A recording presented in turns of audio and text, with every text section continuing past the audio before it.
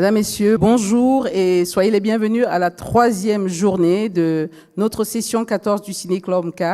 Et c'est la journée des masterclass. Et la toute première aujourd'hui, ce sera avec notre invité d'honneur, Monsieur Maka Koto, qui va donc nous entretenir sur le thème l'attractivité et la compétitivité de l'offre cinématographique africaine sur le marché local et international. Je vous demande de l'applaudir, il est avec nous dans la salle. Maka, venez me rejoindre sur le plateau. Asseyez-vous, là.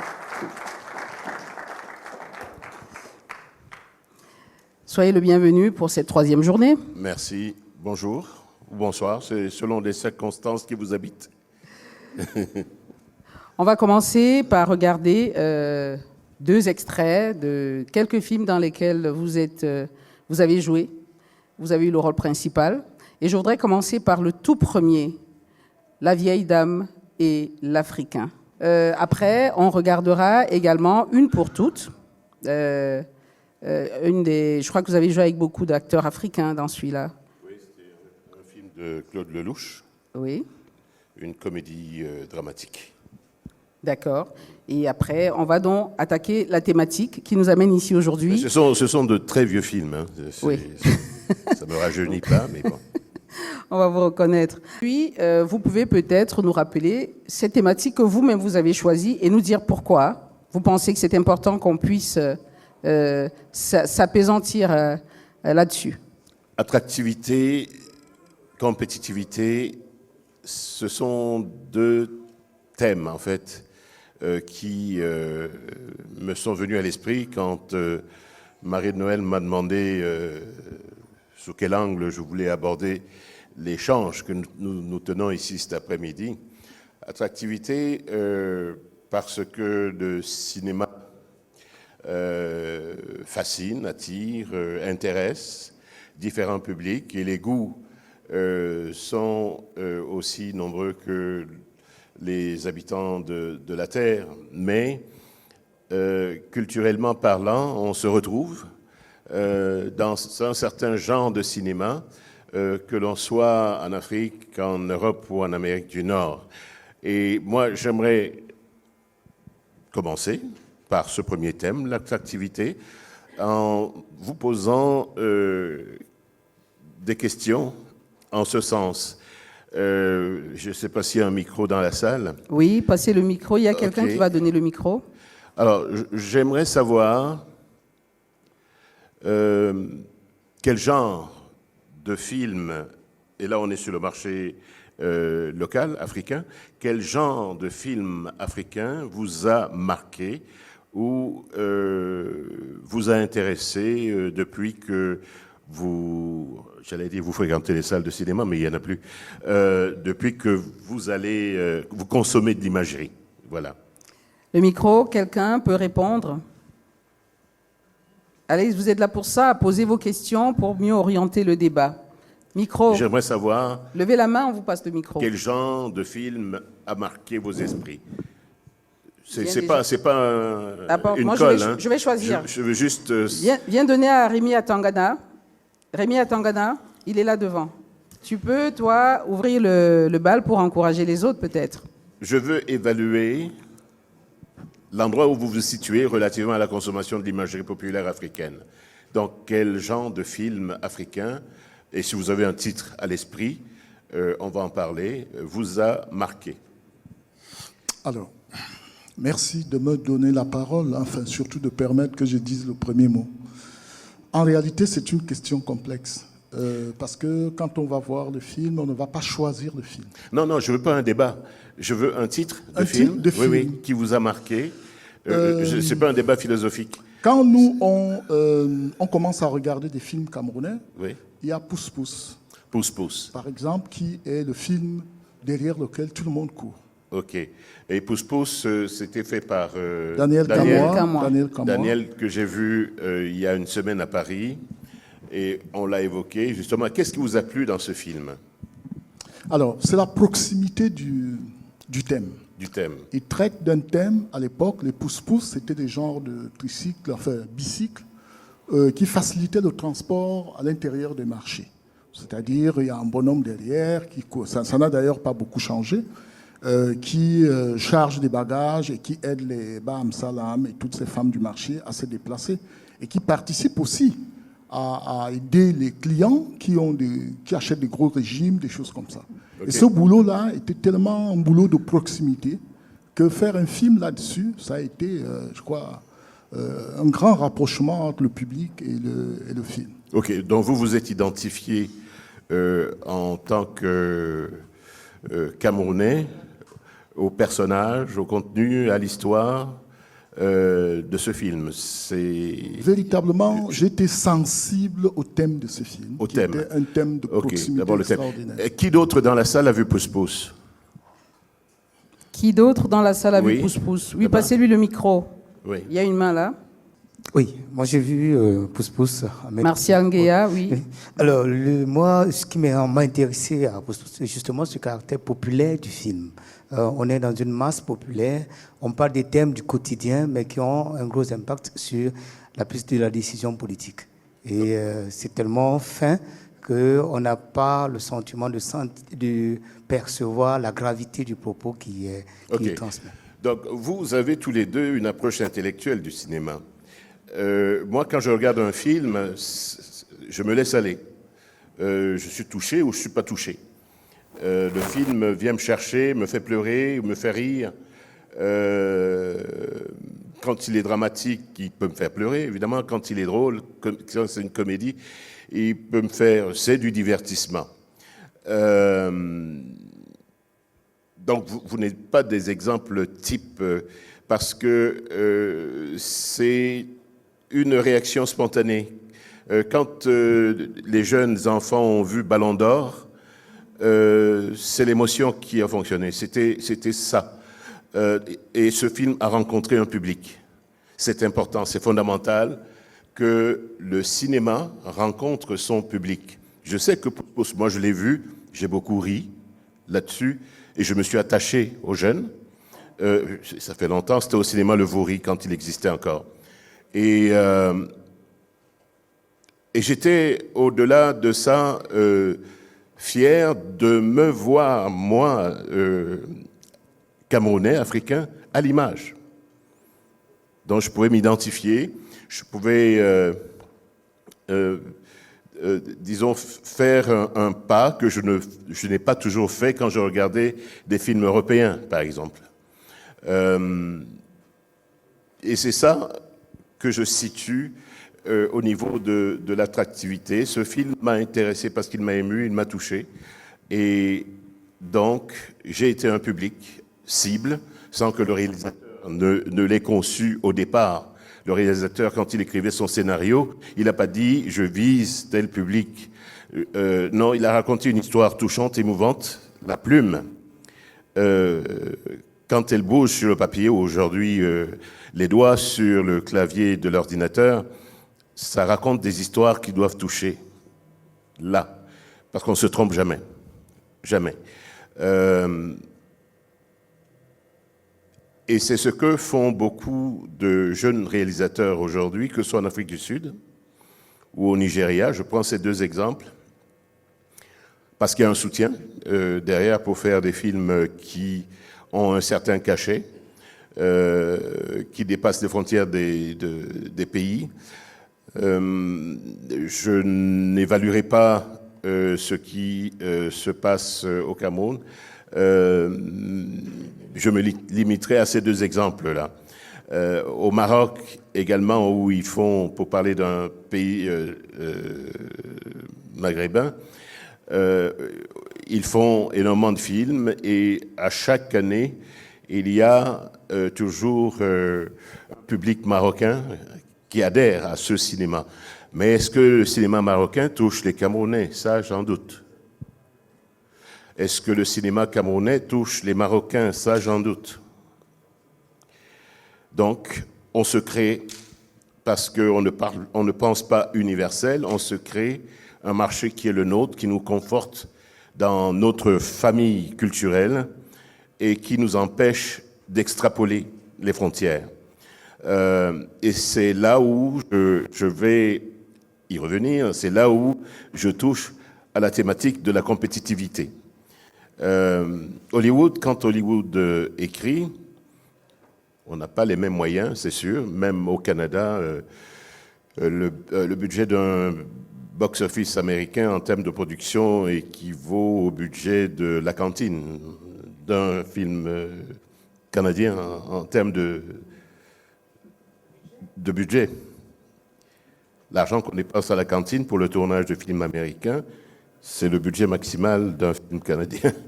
Vous voyez ce que je veux dire?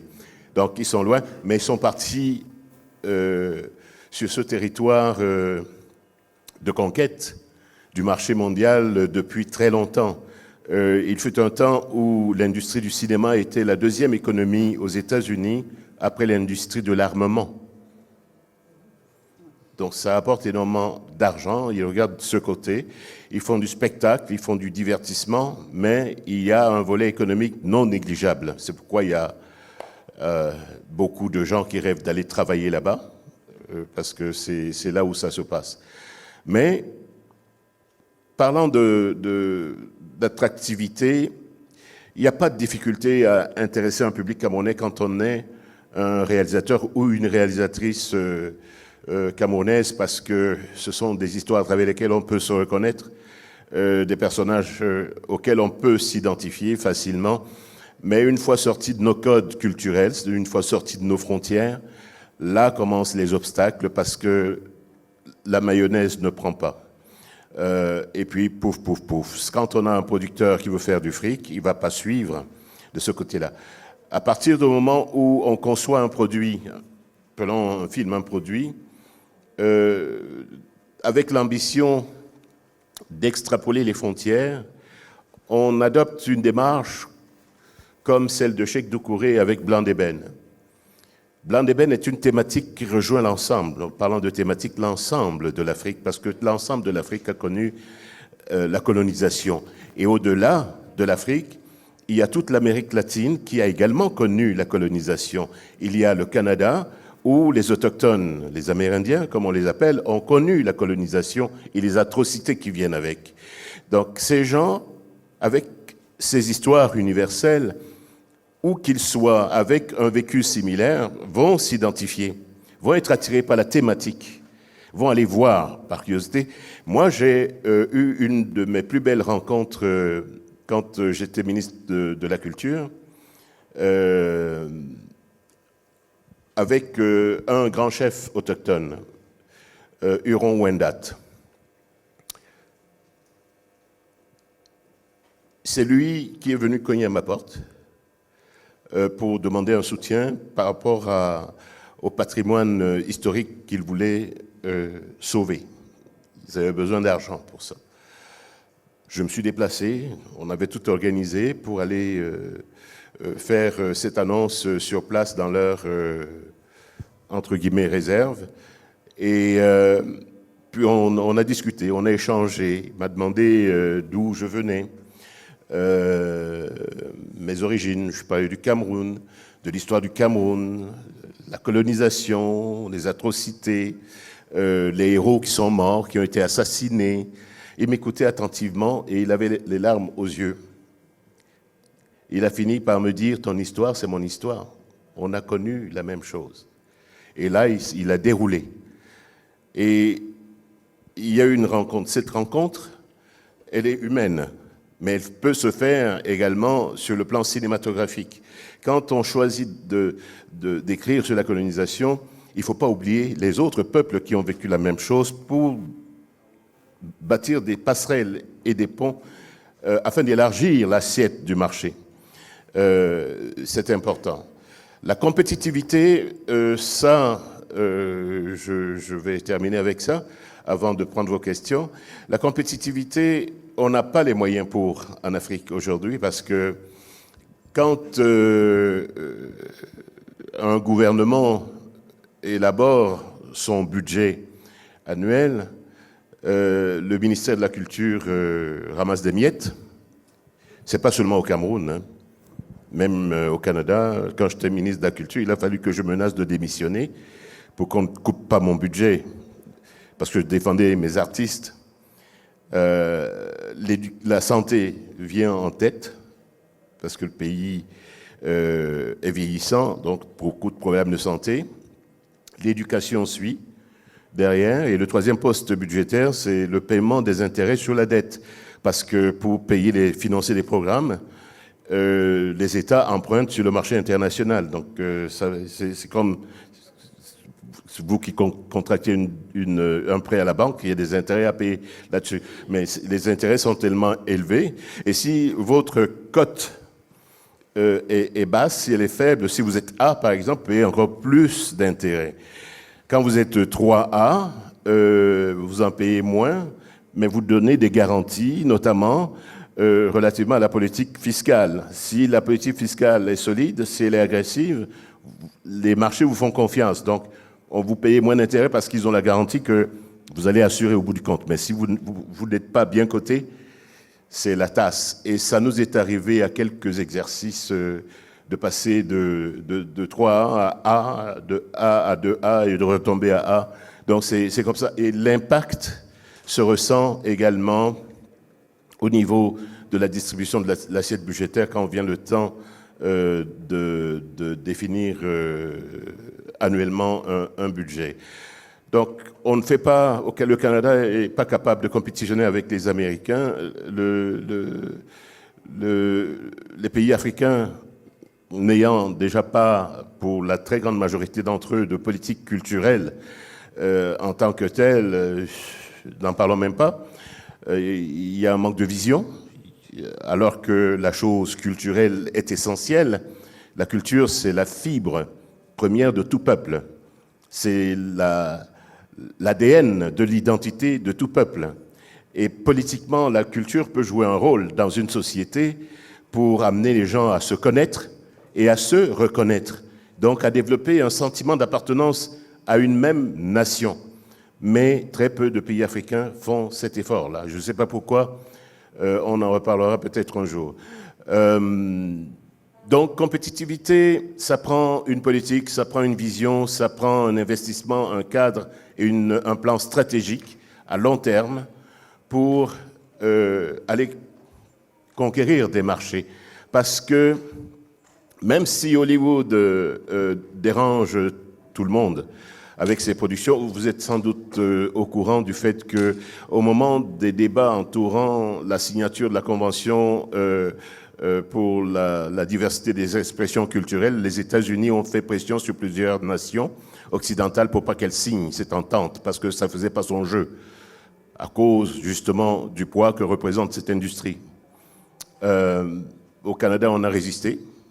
Et anecdote, j'étais dans l'opposition comme député et critique en matière de patrimoine, et la ministre en charge du dossier, en face, a envoyé un émissaire pour me convaincre de ne pas lâcher mes questions, de lui poser des questions sans relâche là-dessus, parce que son cabinet est en train de la lâcher, à cause des pressions que mettaient les Américains sur le Premier ministre du Canada à l'époque. C'est un enjeu important, il est financier, il est identitaire. Quand on contrôle la culture, quand on contrôle la consommation de l'imagerie, on contrôle les comportements aussi, les façons de s'habiller, les façons de manger. On contrôle votre façon d'être. Et quand on n'a pas une culture assise, enracinée, on se perd davantage. Marcher tout simplement dans la rue, vous allez vous en apercevoir. Il y a beaucoup de gens qui veulent vivre à l'américaine parce qu'il y a des modèles d'identification qui les habitent. Il y a beaucoup de gens qui veulent parler à la française parce qu'il y a des modèles d'identification qui les habitent. Mais où sommes-nous là-dedans, en Afrique? Ça, cette question, il faut souvent se la poser. Attractivité, compétitivité, c'est important d'avoir ces deux équations, paramètres à l'esprit. Chaque fois qu'on prend la peine d'écrire un scénario, de le réaliser, et là, je n'ai même pas abordé le sujet parce que ça prend une qualité en termes de casting, de réalisation, de montage, de musique, même quand on manque de moyens. Il y a des films qui peuvent voyager. Rue Cazenègre, par exemple, de Zane Palsy a voyagé un peu partout parce qu'il y avait une rigueur dans le travail entourant ce film-là. Voilà, si vous avez des questions, je suis ouvert. Je donne à Charlotte. Merci. Je veux remercier déjà parce que le thème, il est bien. Et je lis l'attractivité et la compétitivité de l'offre cinématographique en Afrique sur le marché local. Moi, je m'arrête au marché local. Non, je vais d'abord m'arrêter au marché local. Oui. Parce que international, je ne suis pas international. Commençons local. Comment développer cette attractivité alors qu'on n'a vraiment pas un marché? Comment faire pour créer ce marché déjà? Parce que nous sommes locaux, mais où est notre marché? Comment faire pour l'avoir? Sur les réseaux sociaux ou de temps en temps, quand il y a une projection, ou alors c'est comment? Il faudrait qu'on y pense. Ok, Merci. à cette réponse, je répondrai par l'exemple du Nigeria et de l'Afrique du Sud. Le Nigeria est un pays qui, pendant les moments les plus dramatiques de crise ethnique ou autre, ou sociale, il y avait des créateurs, de jeunes réalisateurs qui faisaient des petits films, des petites cassettes qu'ils vendaient à travers les salons de coiffure et tout ça. Et ça s'alimentait comme ça.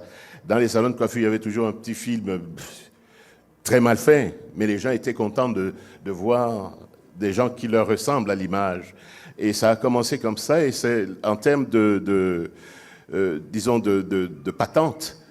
Ça s'est poursuivi et ça s'est amélioré. C'est un peu comme les Chinois qui, au début, copiaient toutes les grandes marques. C'est tout croche aujourd'hui. Ils font des marques qui sont encore meilleures que les marques originales.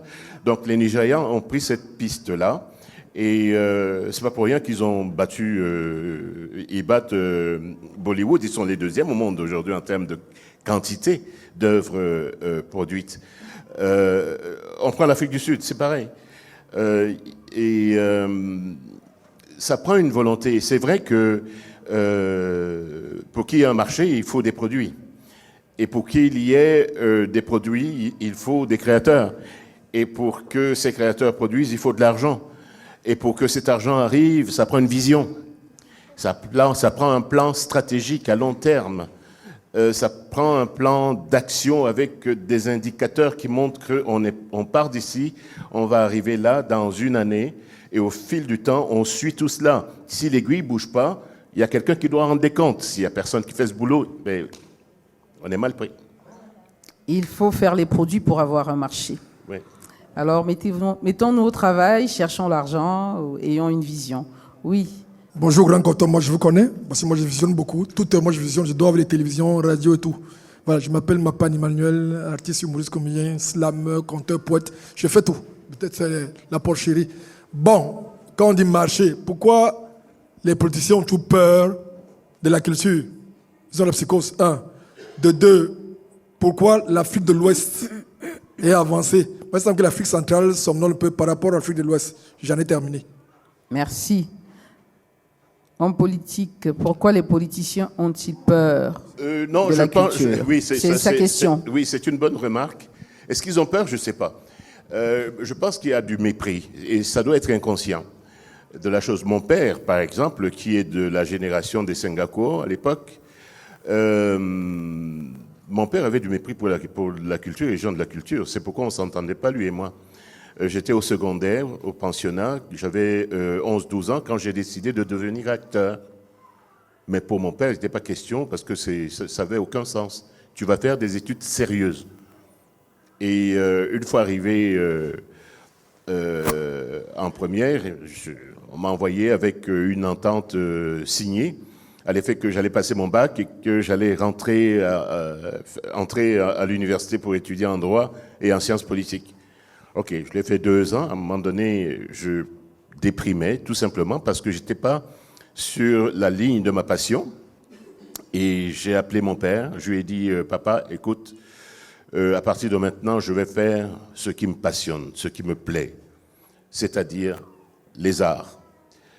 Mon père m'a coupé les vivres, c'était mon seul soutien financier à l'époque. Il m'a coupé les vivres pendant 2 ans, le temps qu'on étudie. On a étudié ensemble à l'école de cinéma. Avec Zenabou Pamboura. Voilà. Et c'est seulement quand il a commencé à lire des articles de journaux et voir des affiches de cinéma dans lesquelles j'étais cité, qu'il m'a rappelé 2 ans après. Mais pendant ce temps-là, je dormais l'hiver sans chauffage, dans une chambre de bonne. Hein? Mon père était une tête dure, mais il a engendré une tête dure aussi. Et donc, j'ai tenu mon bout. Et finalement, on s'est réconciliés. Il dit, tu me pardonneras, je ne savais pas que vos affaires étaient sérieuses. Voyez-vous? Donc, je pense que c'est du mépris, pas la peur. Maintenant, il nous appartient de mettre en évidence les aspects, parce que ce langage est universel, les aspects économiques de la chose. Parce que l'Afrique a un potentiel d'histoire et de talent qui sont encore sous-exploités. Et c'est un peu comme le diamant ou l'or, c'est du brut. Il faut affiner tout cela, C'est ça. mais avec une démarche pédagogique auprès des décideurs politiques. Moi, j'aimerais bien rencontrer un petit comité pour leur expliquer les avantages qu'on aurait sur le plan humain, sur le plan intellectuel, sur le plan identitaire, sur le plan conscience d'appartenance à un même pays, parce que les autres dépensent des milliards pour cela. Des milliards.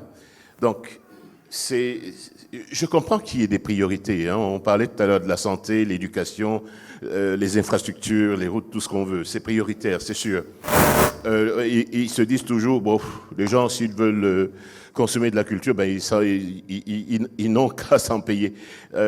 Non, écoutez, juste au niveau du PIB, quand j'étais au ministère de la Culture, celle-ci représentait 4,5% du PIB. C'est énorme. C'était près de 200 000 emplois. Et les impacts au niveau touristique étaient énormes. Parce que quand tu fais des images, des films, tu racontes des histoires tournées dans ton pays, les gens, ils vont les voir dans des festivals ou dans des salles de cinéma ailleurs, au-delà de tes frontières. Ils vont voir la beauté, surtout quand toi, en tant qu'auteur, tu as ce souci de montrer la beauté. Ils voudront aller voir ton pays. Les Marocains, là, pourquoi est-ce qu'il y a eu tant de touristes au Maroc? Parce que les Marocains avaient mis sur pied des studios de tournage de cinéma. Ils avaient tout sur place. Et c'est d'ailleurs un Marocain qui avait pris cette initiative-là en convainquant les hauts dirigeants et le roi de l'époque. Donc, ça prend une volonté. Mais il ne faut pas les braquer. Parce que les politiciens sont les derniers à se réconcilier avec l'humilité. Ce pas des gens qui reconnaissent facilement leurs fautes. Il faut juste essayer de... Et si ça prend du soutien, des lettres éventuellement, ou des mémoires, ben, on est nombreux à être prêts à le faire pour les inciter à soutenir ce diamant brut, cet or brut qui dort, qui sommeille, non seulement sur le plan des idées, mais sur le plan des ressources humaines, des créateurs en somme. Merci. Nous allons donc continuer pour ceux qui parlent d'œuvres attractives. Commencer par votre toute première intervention dans un film où vous avez joué avec Danielle Darieux, paix à son âme, cette grande actrice française. Dans le film La vieille dame et l'Africain. Et ensuite, nous allons regarder également un extrait du film de Lelouch, ou Une pour toutes, très intéressant. Nous allons regarder, ça va vous permettre de voir, de vous inspirer, et puis de poser des questions qui sont liées. Tout à l'heure, on va regarder d'autres extraits, mais on va continuer, parce qu'on est au cinéma, à regarder un peu de cinéma. Une mise en garde, cependant, j'étais jeune à l'époque. Hein.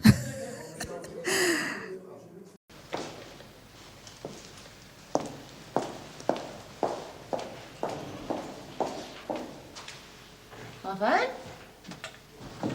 Ah, vous êtes là ? Bonjour. Bonjour, Amélie. J'étais venu prendre mes affaires et déposer cette lettre. Je pense que j'ai compris, Raphaël. Vous avez rencontré une jeune fille. Vous êtes amoureux. C'est normal à votre âge d'avoir une petite amie. Il n'y a pas que ça. Je vous explique tout dans cette lettre. J'aime pas trop les explications, vous savez. S'il vous plaît, lisez-la. On ne peut pas se quitter comme ça.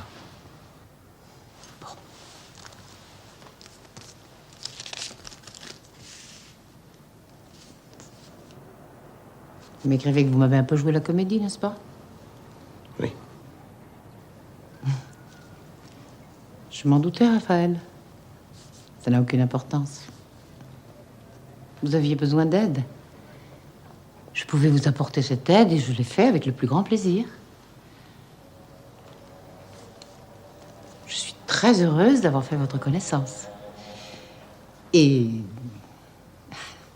voilà, c'est tout. Non, c'est pas tout. Il y a autre chose. Quoi donc? Les sentiments, l'amour, l'affectivité. Chut, Raphaël, chut. Je vais vous dire au revoir. Je dois essayer une robe chez ma couturière depuis longtemps. Mais il faut me promettre que vous viendrez me revoir avec femme et enfant quand vous en aurez. Je te souhaite bonne chance, Raphaël Nokobé.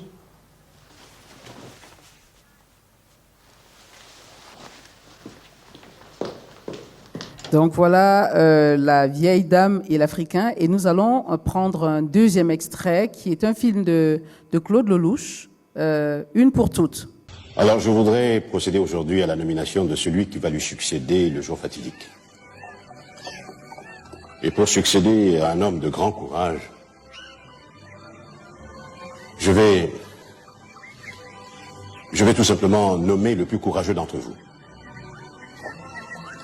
Mais comme j'ai beaucoup de mal à savoir lequel d'entre vous est le plus courageux, nous allons nous prêter à un jeu simple, bête et méchant, mais qui a fait ses preuves. Vous connaissez tous la roulette africaine. C'est 5 fois plus efficace que la roulette russe. Il y a 6 balles dans le barillet. Nous en enlevons une. Alors, messieurs, lequel d'entre vous désire me témoigner son courage? Lequel d'entre vous souhaite vraiment devenir Premier ministre de notre beau pays?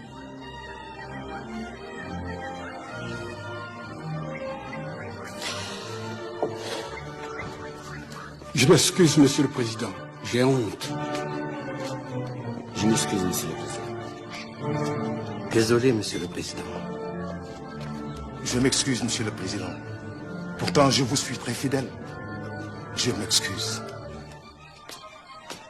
Je m'excuse, Monsieur le Président. Je suis peut-être encore un peu trop jeune pour être Premier ministre.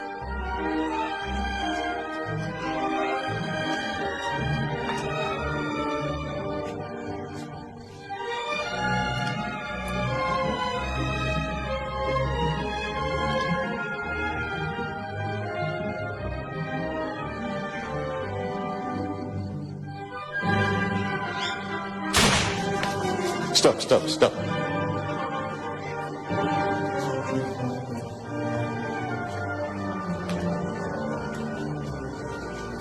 Mais c'était des balles à blanc.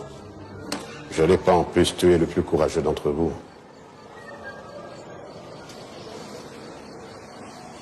Tous mes compliments, Madame le futur Premier ministre. Mais je ne connais rien à la politique, moi. Et eux ne connaissent rien au courage. La politique, ça s'apprend, mais pas le courage. Voilà, Une pour toutes. C'est un film qui marque. J'ai été touchée par la distribution qui est mixte, occidentale et africaine, mais également par la réalisation qui est occidentale, mais le film a une coloration, je ne sais pas si elle a une couleur. En tant qu'Africaine, je me suis sentie attirée par ce film, par cette mise en scène. Et la musique qui était occidentale, pour moi, devenait presque africaine. Parce que l'Africain que vous êtes, vous vous fondiez dans la masse. Pour moi, ce film n'avait pas de couleur. Qu'en dites-vous? Ben, c'est une scène, une séquence du film, avec plusieurs tableaux. Ce tableau concernait un riche homme politique d'un pays imaginaire africain, avec l'exercice, le casting de son Premier ministre. Et comme c'était une comédie, on joue à contre-temps. C'est pas parce que c'est drôle qu'on rit tout le temps dans la scène. Non, on le fait sérieux, mais c'est absurde. Le réalisateur Claude Lelouch a rassemblé dans ce film une brochette d'acteurs et d'actrices venant de tous les horizons. Et l'horizon ici présenté aujourd'hui en est une africaine, une réalité africaine, qui se rattache dans l'ensemble du film à un autre tableau qui, lui, est dominé par une distribution de jeunes femmes on peut les comparer, ces femmes à des Arsène Lupin, mais toutes caucasiennes, européennes, qui vont tenter, à la suite de cette scène, de piéger ce chef de l'État. C'est pas un film africain au départ, c'est un film universel conçu comme tel. Et à travers, quand je parle de plusieurs tableaux, à travers ces différents tableaux, on avait différentes adhésions dans la salle. Donc que chacun trouvait dans cette mosaïque un élément qui lui correspondait, un élément auquel il ou elle pouvait s'identifier. C'est ça aussi quand on parle de l'écriture. À partir du moment où on se soucie d'une diversité de public, on peut écrire dans ce sens-là sans se compromettre en tant qu'auteur. C'est toujours en gardant à l'esprit le GPS d'une bonne histoire, c'est une histoire qui vient chercher le cœur. Et quand on vise le cœur, on ne se trompe jamais. Et si on revient à la toute première, ça c'était votre toute première expérience sur une scène, enfin un film élaboré, long métrage, j'imagine, et qui a fait le tour du monde, La vieille dame et l'Africain. Comment vous avez vécu cette expérience-là?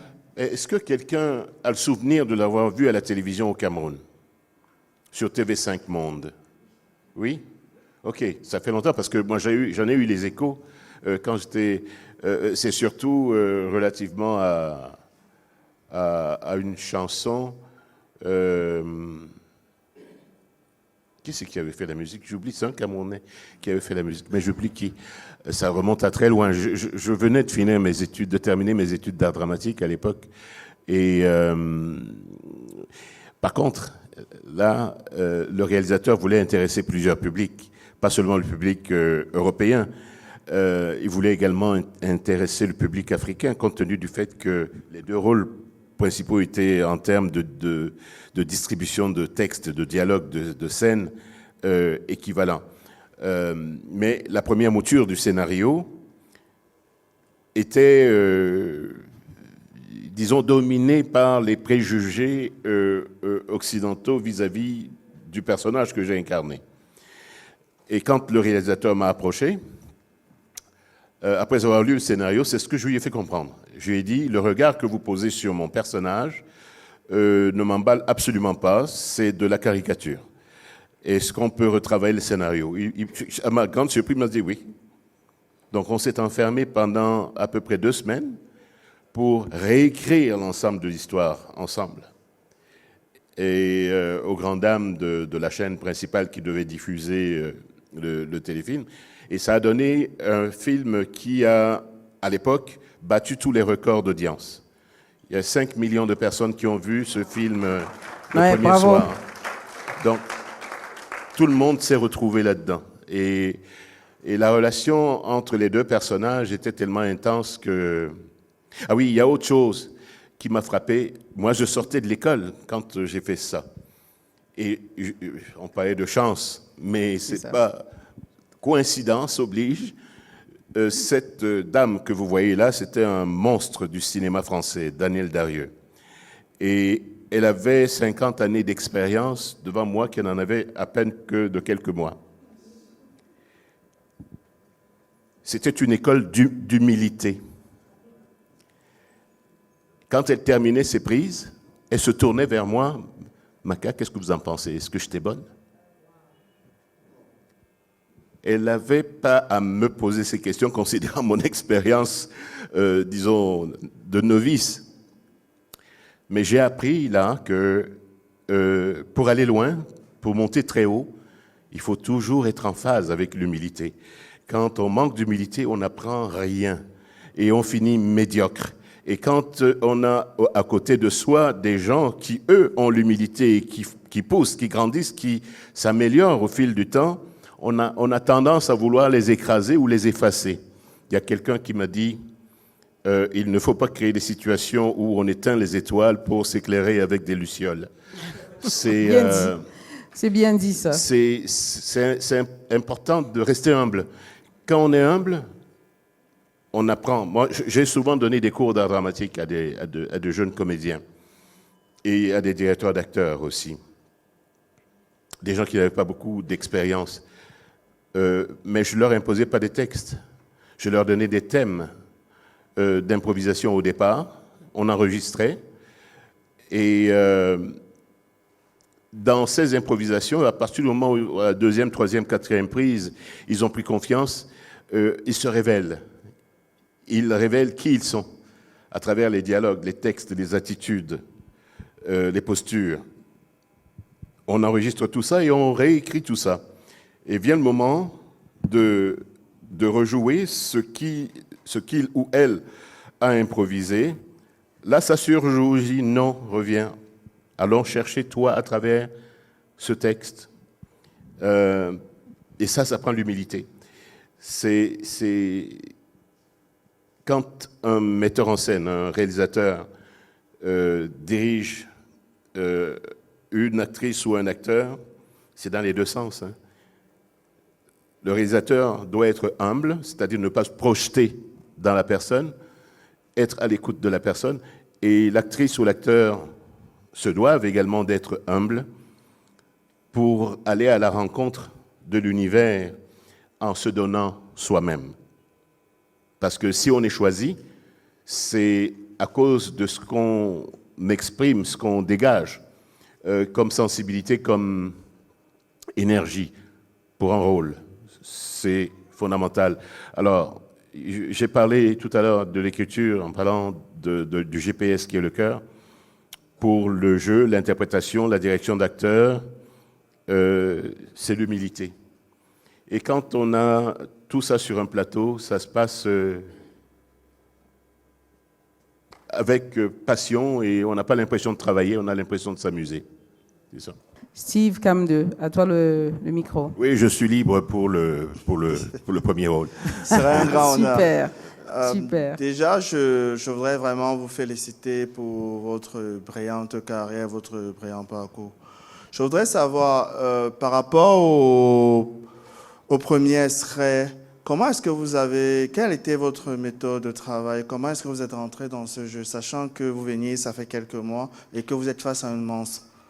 Et parce que je regardais, il y avait beaucoup d'intériorité dans votre jeu, et ce qui est parfois très difficile à pouvoir faire. Merci. Merci pour la question, elle est fondamentale. J'ai appris très vite à l'école d'art dramatique. C'est une technique qu'on appelle la technique de l'acteur studio. On est à l'écoute de là et de là.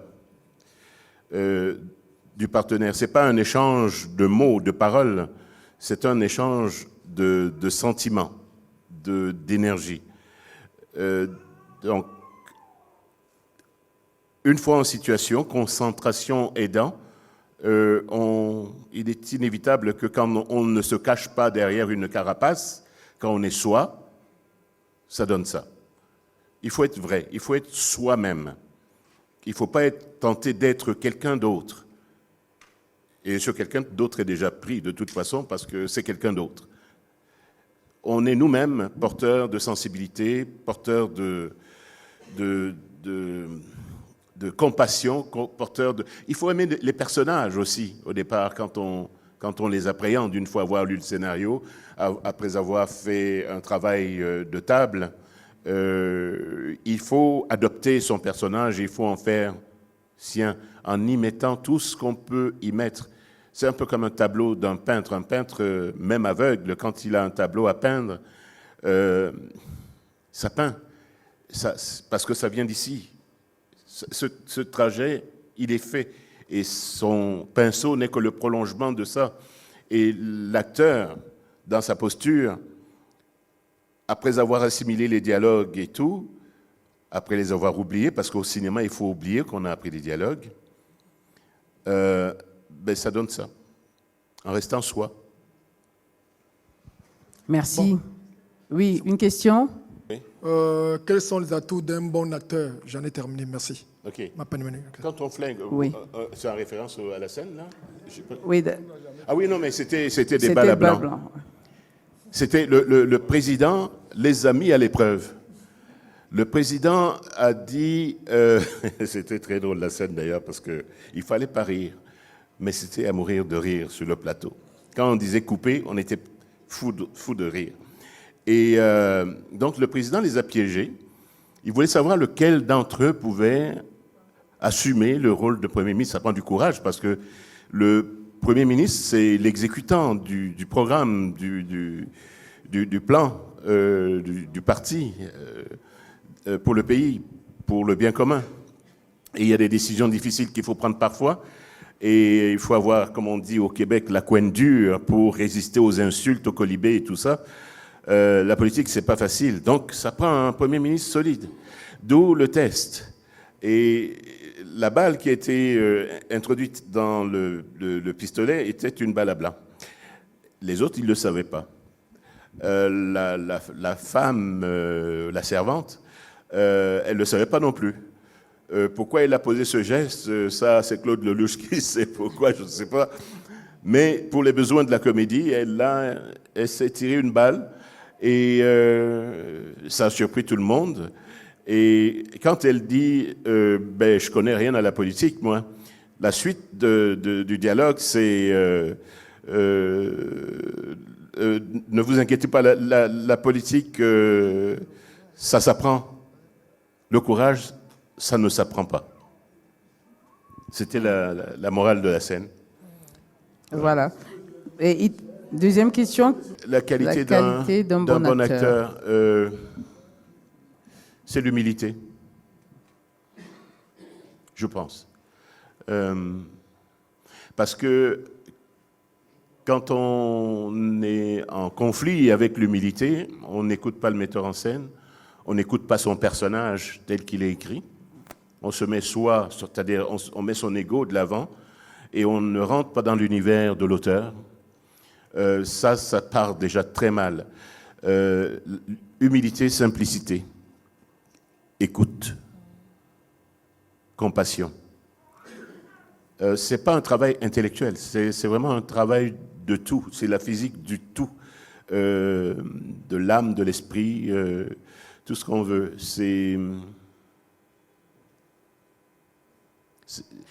À cette question, je répondrai ça, et je pense pas me tromper. Ouais, beaucoup d'humilité à tous les niveaux. Ah, il y a déjà la dame. Est-ce que dans vos rôles, notamment les deux que nous avons vus, vous aviez justement, le réalisateur vous laissait une place à l'improvisation? Et la deuxième question, c'est, je voudrais savoir quel est le secret le plus important que vous pouvez nous donner concernant le rôle. Comment est-ce que vous entrez dans un personnage? Voilà. Merci. Est-ce qu'il y a place à l'improvisation? Oui, il y a toujours place à l'improvisation, mais pas à beaucoup d'improvisation. Et il faudrait cependant que cette improvisation soit en phase avec la situation. Si elle n'est pas en phase avec la situation, ça ne marche pas. On coupe, on arrête tout de suite. Et les réalisateurs, généralement, sont très contents quand on vient enrichir sur le moment, parce qu'on n'y a pas pensé, une scène. Mais il faut que ce soit en concordance avec la finalité de la scène. Ça, c'est fondamental. Comment rentrer dans un personnage? Chacun a sa méthode. Pour jouer le rôle de Lansei Kanté dans le film de Cheikh Doucouré, ça prenait un personnage assez austère, ça prenait quelqu'un de plus svelte que je ne le suis maintenant. À l'époque, j'étais un peu en surpoids, d'ailleurs, et j'avais perdu 10 kilos pour le personnage. Et j'ai lu le rôle, et comme ce personnage s'inspirait d'autres personnages qui ont existé, j'ai été ramasser toute l'information sur ce qui les a motivés. Par exemple, là, c'est une question de résistance face à l'aliénation intellectuelle à l'époque coloniale. Donc, je me suis nourri de tout ça, et puis j'en ai parlé avec le réalisateur. Il fallait qu'on soit à la même place, comme on dit au Québec, en phase. Et donc, on était d'accord là-dessus, et il faut faire ça en amont, jamais pendant le tournage. En préparation, pas pendant le tournage. Pendant le tournage, c'est comme si on allait sur Mars, là. On ne revient pas sur Terre, là. Une fois parti, on ne revient plus. Donc, il faut que tout soit défini au départ. Donc, c'est ça. Je me nourrissais de tout ce qui pouvait alimenter ce personnage, et je l'ai toujours fait. J'ai, pour le film de Raoul Peck, Patrice Lumumba, ça c'était plus facile parce que j'incarnais le rôle de Joseph Kasavubu, le premier président du Congo, Kinshasa. Il a existé, donc facile à aller chercher de la documentation, m'informer sur le moindre détail psychologique qu'il pouvait avoir, sur ses vices cachés, tout ça. C'était un hypocrite, mais qui ne le montrait jamais. Hypocrite dans le sens diplomate, parce que la diplomatie, pour moi, c'est le synonyme d'hypocrisie. Même jusqu'à la démarche. Mais tout le temps, quand je terminais ma journée, évidemment, je reprenais ma posture normale, mais je l'habitais. Et je suis un peu radical quand je joue au cinéma ou même à la télévision. Je vis comme le personnage vit pendant toute la durée du tournage. C'est ça. Oui, oui. Merci. Élise Kameni a une question. S'il vous plaît, je voudrais savoir, parce que en fait, vous et l'actrice, là, vous êtes tellement en face. Est-ce que vous avez retouché le texte aussi là-bas, ou vous avez travaillé en amont? En amont. Oui, vous avez travaillé en amont. Parce oui. que même jusqu'aux couleurs, ou bien c'est le réalisateur qui a improvisé? Parce qu'il y avait les couleurs roses, jusqu'aux pommes. Okay. Donc, vous avez travaillé en amont. Ah, ce que je comprends, parce que c'est tellement bien joué. Puis, la scène reflète tellement l'amour qu'il y avait entre cette dame-là et vous. Donc, c'est bien joué. Je voulais juste vous féliciter. Merci. Merci, merci. Oui, tout est en amont parce que, comme je disais, c'est comme une... Oui, là, j'ai pris l'exemple de Mars, c'est un peu extrême, mais c'est comme une partition de musique. Lors d'un concert, vous avez votre partition, vous êtes en concert, vous n'allez pas changer la partition là, en direct. Une fois que la machine est partie, elle est partie. On ne peut pas revenir en arrière parce que tout a déjà été décidé, calé en amont. La préparation, oui, c'est fondamental au cinéma. Une préparation rigoureuse fait des producteurs heureux parce qu'on ne perd pas de temps sur le plateau. Surtout qu'à l'époque, on devait caricaturer un jeune homme blanc qui vit avec une femme blanche, un jeune homme noir qui vit avec une femme blanche. Tout à fait. Tout à fait. Et quant aux costumes, aux couleurs, aux décors et tout ça est défini également entre l'équipe des costumes, l'équipe des décors et le réalisateur. Ça, c'est... Le réalisateur enfin, ou la réalisatrice, ils en ont plein sur les épaules. Hein. Non seulement ils doivent travailler avec les acteurs pour l'interprétation, ils doivent travailler avec les gens du décor, ils doivent travailler avec les gens des costumes, avec le directeur photo, ils doivent travailler avec le cadreur. C'est un grand chef d'orchestre ou une grande chef d'orchestre, c'est ça comme vous voulez. Tout à fait. Tout doit être préparé à l'avance et minutieusement pour qu'on ne perde pas le temps et qu'on ne dépense pas beaucoup d'argent. Je vais en profiter. Je vais vous passer la parole, mais laissez-moi donner un peu le parcours pour que vous puissiez vous en inspirer pour poser des questions plus précises. Je vais lire ce qu'on avait prévu sur la bio en raccourci. Maka Koto est né à Douala, au Cameroun. Il fit ses études primaires et secondaires dans cette même ville. Il obtient un baccalauréat, option sciences économiques à Saint-Quentin, en France. Étudie en droit à la faculté de droit de Nanterre et en sciences politiques à l'Institut d'études politiques de Bordeaux, en France. Il fait ses études en art dramatique à l'école de l'acteur Florent, à Paris, et obtient un diplôme d'études cinématographiques, option réalisation, au Conservatoire libre du cinéma français à Paris. Avec Zenabou Pomboura, vous étiez des camarades de promo. Alors, il débarque au Canada en 1988, acteur de cinéma, de télévision et comédien de théâtre et d'humour en Europe, en Afrique, en Asie et en Amérique du Nord de 1984 à 2004. Metteur en scène de théâtre en Europe, en Afrique et en Amérique du Nord entre 1984 et 1998. Enseignant en art dramatique et en théâtre en France et au Québec entre 1986 et 2000. Il fut porte-parole de développement et paix et du festival Vue d'Afrique, porte-parole de la féminité.com, membre de l'Union des artistes et président du conseil d'administration de Micro Récic Coopération. Député au Parlement du Canada de 2004 à 2008 et à l'Assemblée nationale du Québec de 2008 à 2018. Ministre de la Culture et des Communications du Québec de 2012 à 2014. Il publie Femmes, libre exaltation poétique en 2002. Comment rénover sa maison sans démolir son couple en 2022. Et son récit biographique, Maka Koto, les racines, les fleurs et les fruits, est en librairie depuis novembre 2022. En filmographie, vous avez, entre ceux que nous avons déjà montrés, Joué dans Blanc d'ébène, Taxi de nuit, À l'heure où les grands fauves vont boire, Lee, Docteur Sylvestre, qui est une série en plusieurs épisodes, Monsieur Naftali, Lumumba de Raoul Peck, Voyage à Ouaga, Zimanko, Le goût des jeunes filles. Voilà Comment conquérir l'Amérique en une nuit de Dany Laferrière. Un film dans lequel vous avez été envolé lyrique, poétique, voilà, avec Pambara, il s'appelle l'acteur. J'ai lu son nom tout à l'heure. Il est haïtien ou canadien? Non, il est originaire de Rwanda. Voilà, Michel Mpambara. Michel Mpambara, ouais. Voilà. Alors, ça a été cette expérience avec Dany Laferrière. J'ai l'impression que c'est quelqu'un d'un peu... Dans tous ses films, je l'ai vu dans son propre film, j'avais l'impression qu'il aimait mettre devant les yeux des gens leur propre turpitude, quelque chose comme ça. L'univers de Dany, et là-dessus, tu as raison, c'est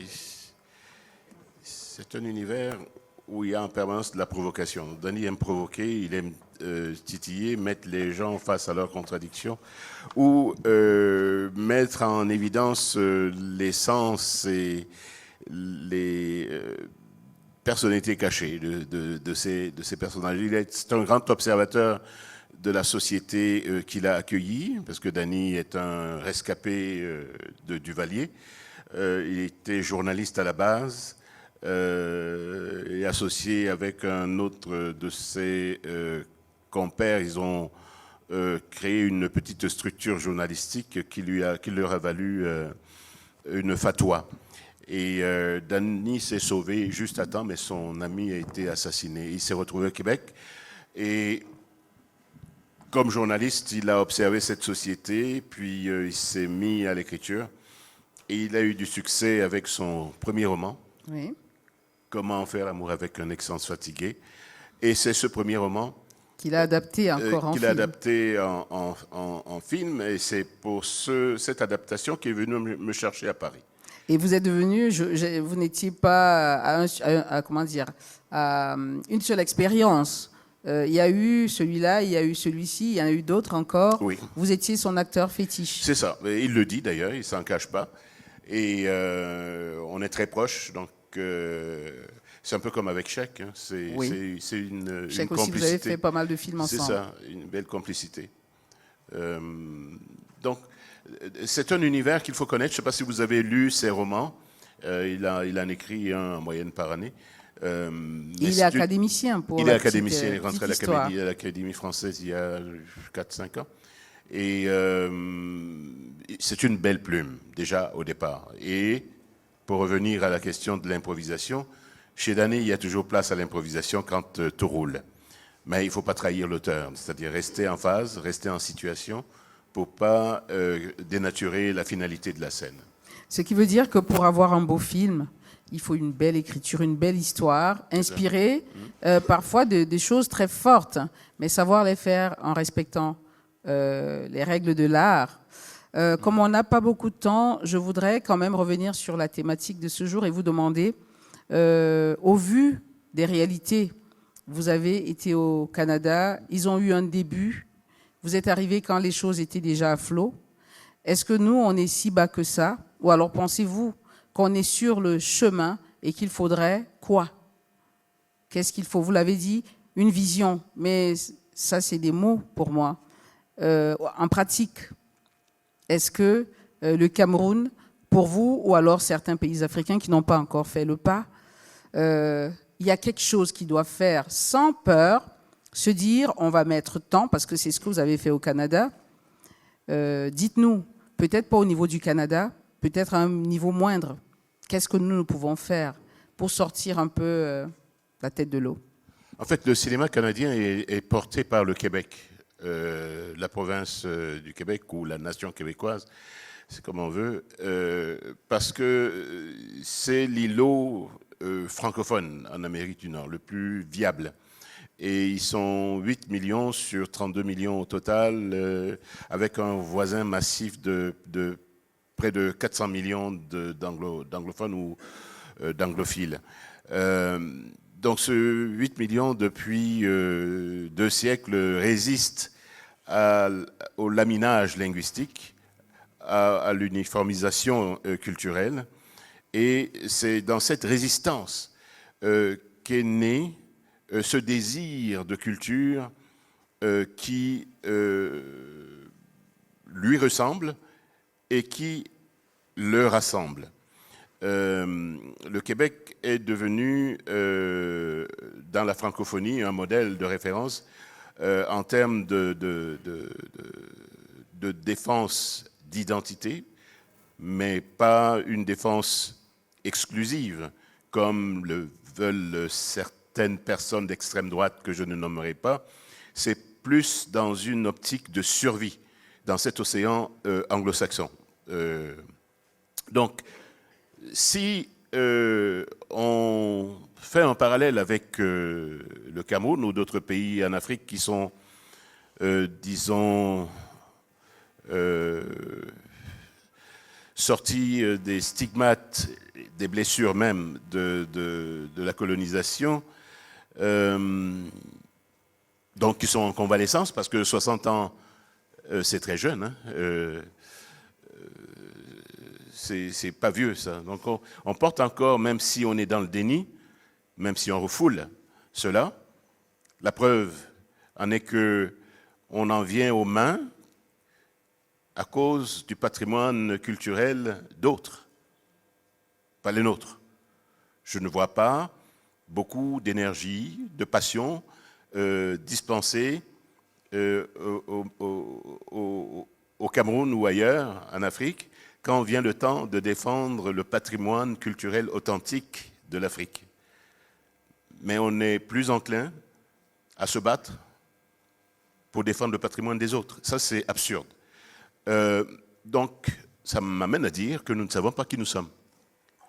Et il y a un travail à faire là-dessus.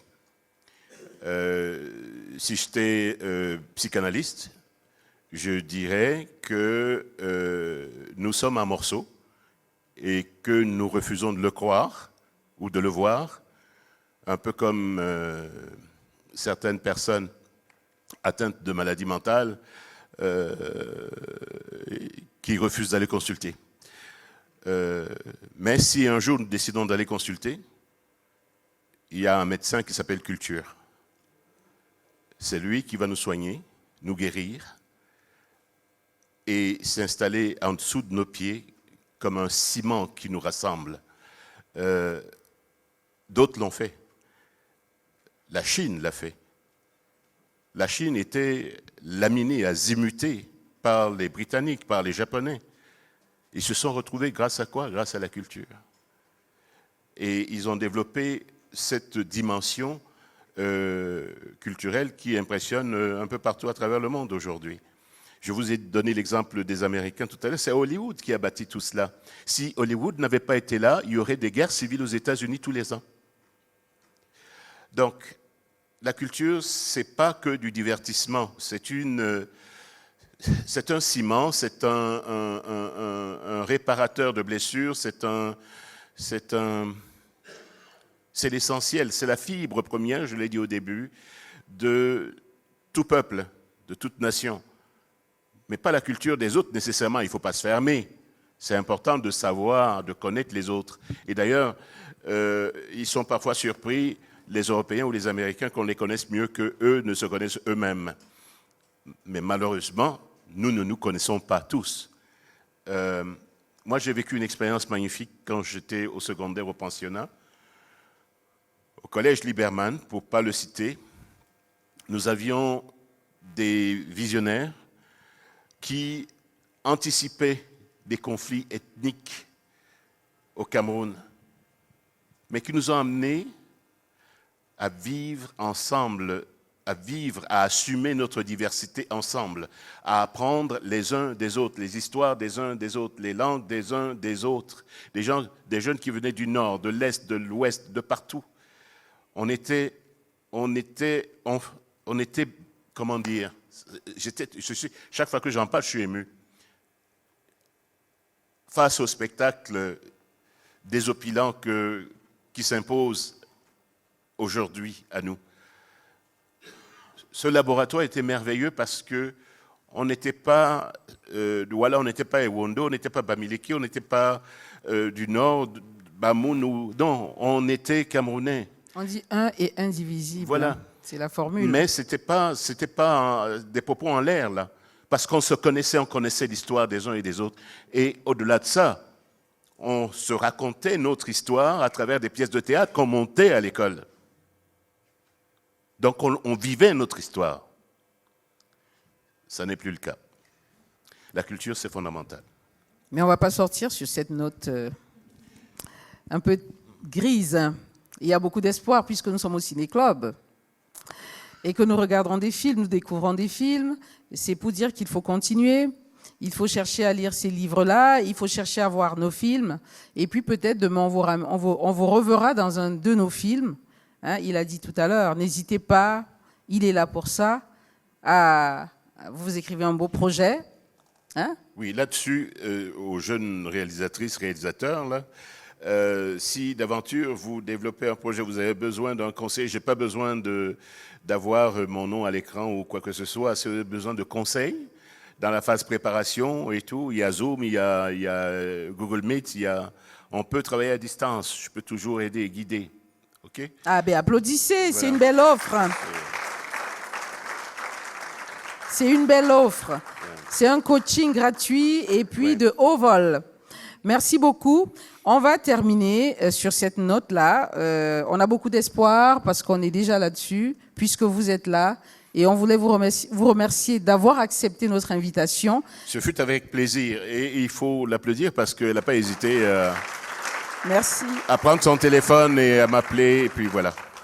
Non, merci beaucoup. Ça veut dire qu'on n'est pas seul et on a besoin justement de votre expertise. Et on sait qu'on va continuer à compter sur vous. Et je voudrais remercier tous ceux qui sont venus parce que je dis toujours que on ne peut pas amener, même si vous amenez un cheval au bord de l'eau, vous ne pouvez pas le forcer à boire. Vous seul, vous êtes venus à la table pour pouvoir vous abreuver. Et c'est très bien, applaudissez pour vous-même. Parce que voilà. Et nous allons dire au revoir à M. Makakoto parce que c'est ici que s'achève le Ciné-Club pour M. Makakoto. Tout en remerciant nos partenaires qui sont là, Canal+. Donc merci à Canal+, University qui nous a accompagnés. Merci à Raphaël Mouchangou qui représente l'Institut Goethe Cameroun. Merci d'être là. Merci pour l'accompagnement que vous nous donnez tout le temps. Merci au ministère des Arts et de la Culture qui nous donne et la salle et tous les équipements. Mais également merci à l'équipe de Ciné Club K, les fourmis qui sont là, ces dames qui ont tout laissé et les jeunes hommes qui sont là avec leurs t-shirts, qui sont là depuis le début pour nous aider parce que seul on ne peut pas, ensemble on va plus loin.